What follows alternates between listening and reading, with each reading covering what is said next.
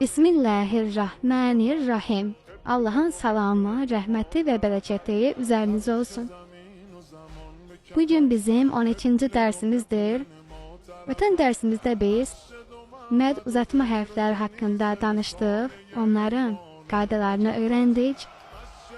Lakin mən bu dərsi yetərli hesab etmədiyim üçün düşündüm ki, 12-ci dərsimizdə bu məd hərflərimizə həsr edək və inşallah daha yaxından, daha aydın bir şəkildə öyrənməyə çalışaq. Yenə də hər hansı bir suallarınız olarsa, şərh bölməsində yazarsınız, cavablayarıq. Burada mən vaxta qənaət etmək məqsədi ilə samitlərimizin məd hərflərlə uzadılma qaydasına yazmışam. Həm əlif, həm vav, həm də y hərfləri ilə uzadıldığını görürsünüz. Burada gördüğünüz kimi əlif üzərində dalğalı bir məd əlifimizi yazmışam və bu bizim saitimizin səsini uzadıb və əl kimi biz onu oxuyuruq. Eləcə də B hərfində biz normalda B hərfi üzərində bir fəthə olarsa B kimi oxuyuruq. Lakin burada məd əlifimiz gəldiyi üçün bu hərəkəni biz uzadırıq və 2 saat miqdarında ə kimi oxuyuruq.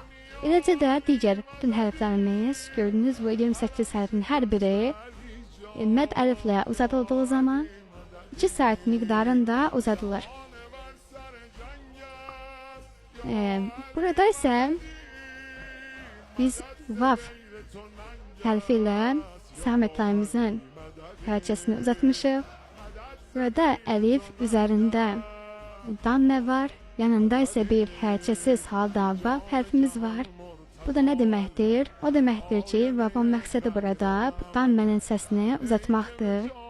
Biz bunu u kimi yazım təkrar bəlkə əvvəlki dərslərimizi izləməyən insanlar üçün bir faydası olar.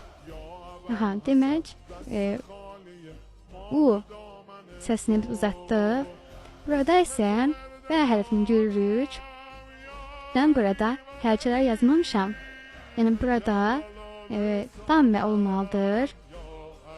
Yəni vavın özündən əvvəl gələn samitin hərəkəsi dammə olmalıdır. Vav özü isə hərəkəsiz bir halda olmalıdır ki, məd hərfi olduğunu biz bəhərişək.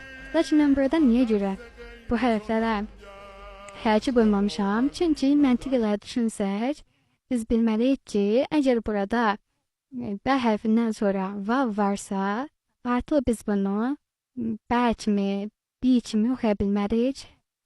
Biz bunu hərəkəsiz olsa belə bilməliyik ki, bu kimi uzadılacaq.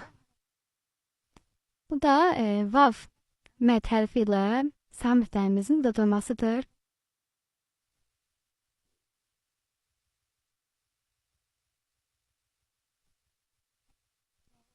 Burada isə bizim y hərfi ilə, məd y'mizlə samitlərimizin uzadıldığını görürük. Burada əlif, altında kəsrə və yanında bir hərəkəsiz y hərfimiz var. Biz burada bunu i kimi tələffüz edirik. Yəni əlifin altında kəsrə əgər i'dirsə, biz bunu 2 saat miqdarında uzadırıq və i kimi oxuyuruq. Və eləcə də digər hərflərimizi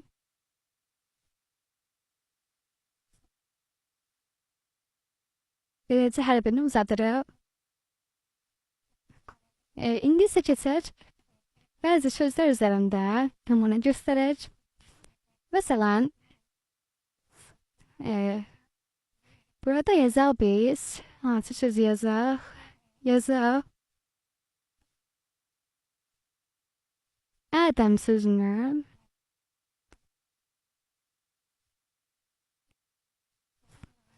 Burada gördüğünüz kimi biz əlif hərfini uzatdıq. İlk hərfimiz Ədəm oldu.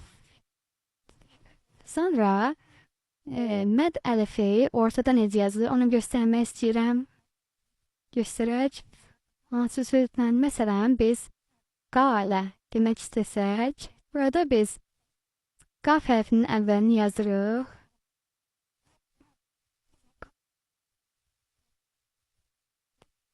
Məd əlifimizi qaf hərfinin əvvəlinə birləşdiririk. Bu oldu qa sözü. Və biz bura bir ləm yazırıq. Ləmin üzərində fəthə. Burada niyə görə ləm ayrı yazıldı? Əgər burada uzatma olmasaydı, biz qaləni birlikdə yaza bilərdik. Amma uzatma əlif olduğu üçün və əlif hərfimiz də iki şəkilli bir hərf olduğu üçün burada biz artıq ləm hərfini ayrı şəkildə yazmalıyıq. Və məd əlifimiz sonda necə yazılır? Onu göstəririk.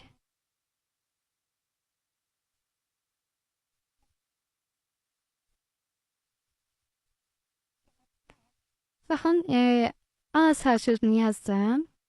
Bizim də dilimizdə bu əsas sözdür. Sonda gələrkənsə belə yazılır. Yəni, məd əlifimiz sözün əvvəlində, ortasında və sonunda belə yazılır. İndi isə vaf hərfindən bir nümunə göstərək. Məsələn, yazaq. Hansı sözü? Utiyə sözünü yazaq. Burada biz əlif üzərində dammə və yanında bir hərəkəsiz vav yazmaqla U səsini yaradırıq. Sonra isə T hərfinin əvvəlini və Y hərfini yazırıq.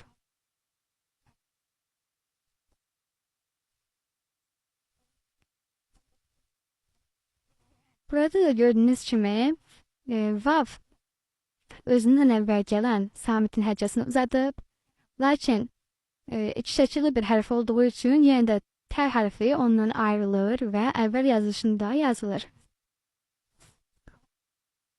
Sonra yazaq, məd vavımız əgər sözün ortasında gələrsə necə yazılır? Yazaq, rəsul sözünü.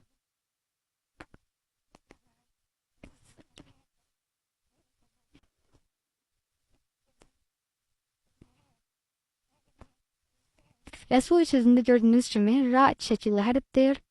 Ona görə sin ondan sonra gəldiyi üçün əvvəl yazılışında yazılır.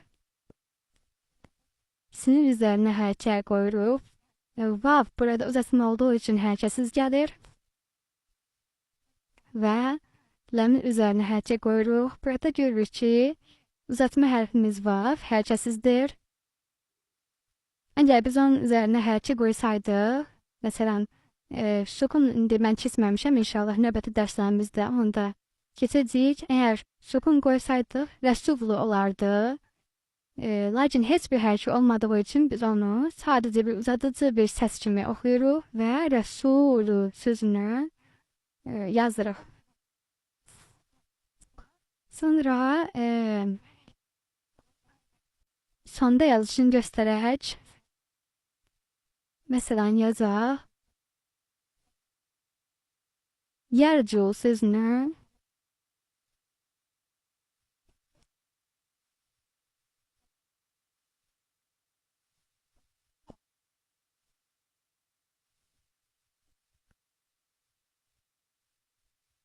burada gördüyünüz kimi bütün samitlərimizin üzərinə hərəkət qoyuruq.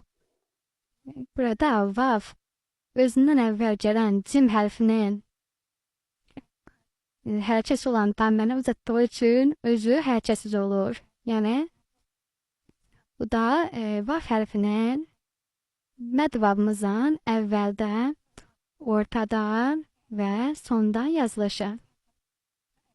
Qalır geriyə bir mədiyyə hərfimiz, onu da göstərək. Əlif hərfi altında kəsrə yazırıq. Y hərfinin əvvəlini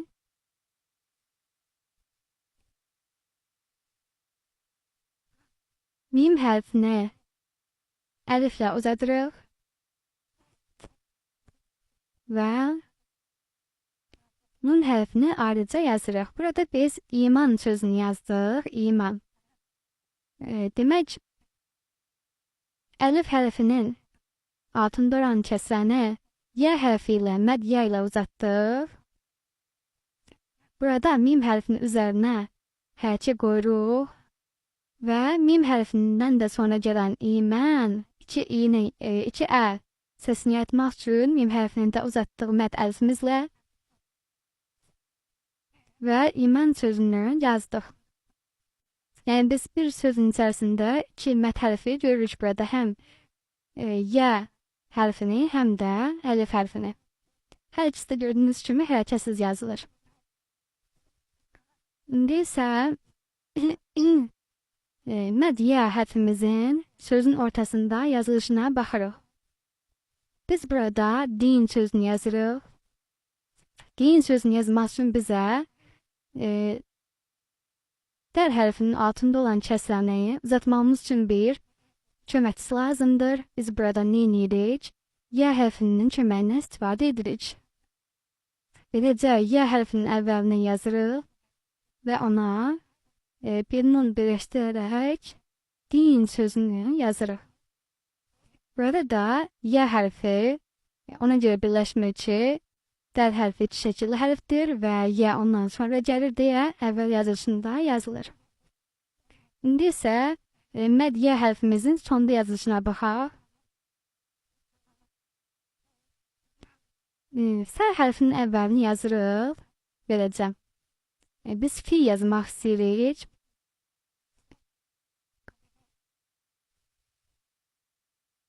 S hərfinin altından hərəkə qoyuruq, kəsir hərəkəsi və Y hərfi hərəkəsiz olur. Biz buradan görürük ki, bu Y hərfinin məqsədi yalnız özündən əvvəl gələn hərəkənin səsini uzatmaqdır.